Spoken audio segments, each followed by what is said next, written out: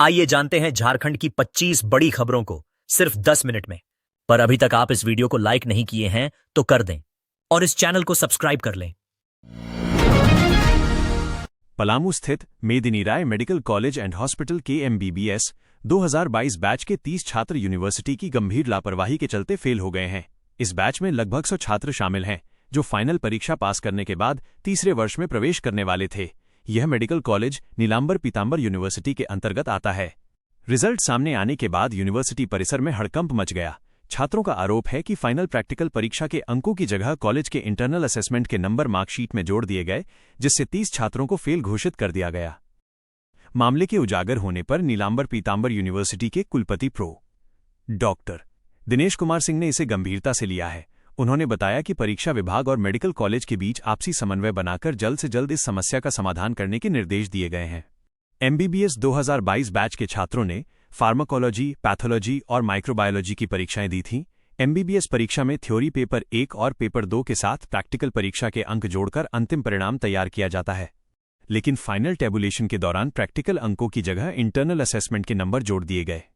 जबकि internal assessment केवल परीक्षा में बैठने की पात्रता के लिए होता है, न कि अंतिम परिणाम के लिए। अब छात्र यूनिवर्सिटी से जल्द सुधार और संशोधित रिजल्ट जारी करने की मांग कर रहे हैं। नेशनल हेराल्ड मामले में अदालत से राहुल गांधी और सोनिया गांधी को बड़ी राहत मिलने के बाद कांग्रेस में उत्साह का माहौल है। इस फैसले को लेकर झारखंड कांग्रेस ने प्रवर्तन निदेशालय ED की कार्रवाई को राजनीतिक साजिश करार देते हुए बुधवार को राज्य भाजपा कार्यालय का घेराव किया। दिल्ली के राउज एवेन्यू कोर्ट द्वारा ED की चार्जशीट पर संज्ञान लेने से इनकार किए जाने के बाद झारखंड प्रदेश कांग्रेस कमेटी के अध्यक्ष केशव महतो कमलेश के नेतृत्व में कांग्रेस नेताओं और कार्यकर्ताओं ने हरमू स्थित भाजपा के प्रदेश कार्यालय का घेराव किया। कांग्रेस नेताओं का कहना है कि अदालत ने साफ कर दिया है कि मनी लॉन्ड्रिंग का मामला तभी बनता है जब सक्षम जांच एजेंसी द्वारा संबंधित अपराध की विधिवत जांच दर्ज की गई हो। कोर्ट के मुताबिक ED की चार्जशीट एक निजी शिकायत पर आधारित थी, जो कानूनन पर्याप्त नहीं है। इस फैसले को कांग्रेस नेताओं ने सत्य की जीत बताते हुए आरोप लगाया कि प्रधानमंत्री नरेंद्र मोदी और गृह मंत्री अमित शाह के इशारे पर ED के जरिए राहुल गांधी और सोनिया गांधी को परेशान किया जा रहा था। अदालत के आदेश से यह स्पष्ट हो गया है कि राजनीतिक दुर्भावना से की गई कार्रवाई टिक नहीं पाती। घेराव कार्यक्रम में प्रदेश कांग्रेस के पूर्व अध्यक्ष राजेश ठाकुर, विभिन्न अग्रणी संगठनों के चेयरमैन, छात्र विंग के नेता और बड़ी संख्या में कार्यकर्ता शामिल हुए। किसी भी अप्रिय स्थिति से निपटने के लिए जिला प्रशासन ने भाजपा कार्यालय के बाहर भारी संख्या में सुरक्षाकर्मियों की तैनाती की थी। झारखंड के स्वास्थ्य मंत्री डॉक्टर इरफान अंसारी ने दिल्ली में केंद्रीय आयुष एवं स्वास्थ्य राज्य मंत्री प्रताप राव जाधव से मुलाकात की। बैठक में झारखंड की स्वास्थ्य सेवाओं, मेडिकल शिक्षा और आयुष प्रणाली को मजबूत करने पर चर्चा हुई। डॉक्टर अंसारी ने राज्य में हेल्थ कॉटेज, आयुर्वेदिक विश्वविद्यालय, मेडिकल कॉलेजों के सशक्तिकरण, रिम्स व सदर अस्पताल के विकास और AI आधारित हाईटेक मेडिकल लैब स्थापित करने की मांग रखी। इस पर केंद्रीय मंत्री ने 60-40 फंडिंग फॉर्मूले के तहत केंद्र की ओर से सहयोग का आश्वासन दिया। केंद्रीय मंत्री ने कहा कि राज्य सरकार भूमि उपलब्ध कराए और 40% हिस्सेदारी निभाए तो केंद्र सरकार 60% वित्तीय सहायता देगी। बैठक को झारखंड के स्वास्थ्य क्षेत्र में बड़े बदलाव की दिशा में अहम कदम माना जा रहा है। जयराम महतो का ढुल्लू महतो पर तीखा हमला, बोले आरोप लगाने वाले खुद भ्रष्टाचार के आरोपी। डुमरी विधायक जयराम महतो सड़क जाम मामले में बुधवार को अदालत में उपस्थित हुए। इस दौरान उन्होंने केंदुआड़ी में हुए गैस रिसाव की गंभीर घटना को लेकर सरकार और प्रशासन पर सवाल उठाए। मीडिया से बातचीत में उन्होंने बताया कि सड़क जाम के मामले में गांव के 15 से 20 युवकों पर केस दर्ज किया गया था। उसी सिलसिले में वे कोर्ट पहुंचे हैं। विधायक ने केंदुआड़ी गैस रिसाव को बेहद गंभीर बताते हुए कहा कि राज्य सरकार को केवल प्रक्रियाओं में उलझने के बजाय त्वरित और ठोस कार्रवाई करनी चाहिए। उन्होंने स्पष्ट कहा कि अगर समय रहते गैस रिसाव पर रोक और विस्थापन की व्यवस्था नहीं की गई तो स्थिति भयावह हो सकती है। जयराम महतो ने कहा कि सरकार हर गंभीर मामले में प्रक्रिया चल रही है का बहाना बनाती है, लेकिन जब तक प्रक्रिया पूरी होगी तब तक गांव जमीन के नीचे चला जाएगा और लोग गंभीर बीमारियों की चपेट में आ जाएंगे। उन्होंने चेतावनी दी कि अगर किसी की जान जाती है तो इसकी पूरी जिम्मेदारी सरकार और प्रशासन की होगी। रैयतों के मुद्दे पर विधायक ने कहा कि जिन्होंने अपनी जमीन दी उन्हें ही नजरअंदाज किया जा रहा है। उनकी समस्याओं को लगातार अनसुना किया जा रहा है, जबकि गैस रिसाव पिछले 2 सप्ताह से जारी है। कोयला खनन पर सवाल उठाते हुए विधायक ने कहा कि राष्ट्र के विकास के नाम पर निकाला गया कोयला माफियाओं की जेब में जा रहा है।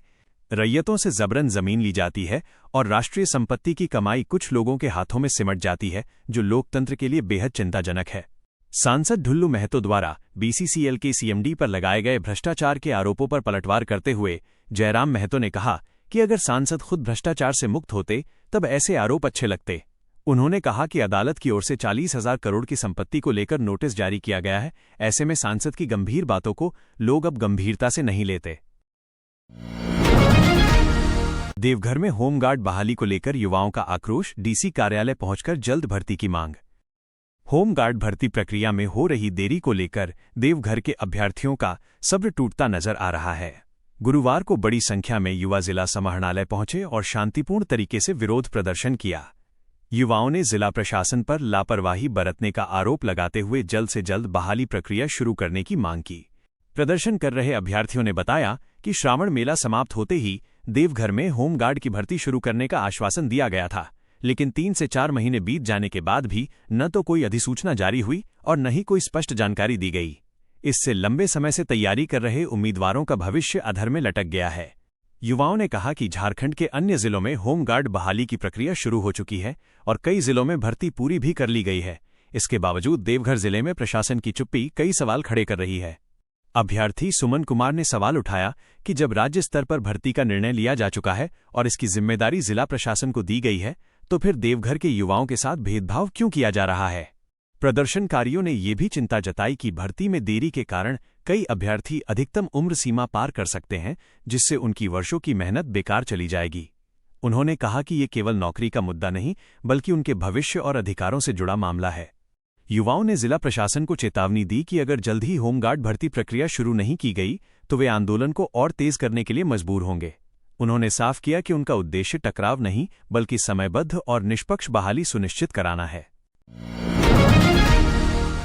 बोकारो में सांसद खेल महोत्सव का शुभारंभ, मैराथन से गूंजी फिट युवा सशक्त भारत की हुंकार।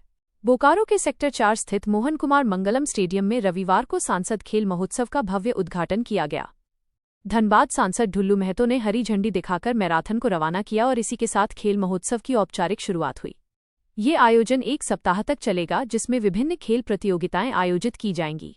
उद्घाटन अवसर पर सांसद ढुल्लू महतो ने गुब्बारे उड़ाकर खिलाड़ियों का उत्साह बढ़ाया और सभी प्रतिभागियों को खेल अनुशासन व खेल भावना बनाए रखने की शपथ दिलाई। उन्होंने खिलाड़ियों से अनुशासन और आपसी भाईचारे के साथ प्रतियोगिताओं में भाग लेने की अपील की। सांसद ने कहा कि बोकारो के बाद धनबाद में भी सांसद खेल महोत्सव का आयोजन किया जाएगा। उन्होंने प्रधानमंत्री नरेंद्र मोदी के फिट युवा सशक्त भारत के विजन की सराहना करते हुए कहा कि स्वस्थ युवा ही मजबूत और विकसित भारत की नींव रख सकते हैं। ढुल्लू महतो ने कहा कि प्रधानमंत्री नरेंद्र मोदी युवाओं को केंद्र में रखकर देश को आगे बढ़ाने का कार्य कर रहे हैं। उनका मानना है कि स्वस्थ भारत ही विकसित भारत बन सकता है। सांसद ने इस सोच और पहल के लिए प्रधानमंत्री के प्रति आभार व्यक्त किया।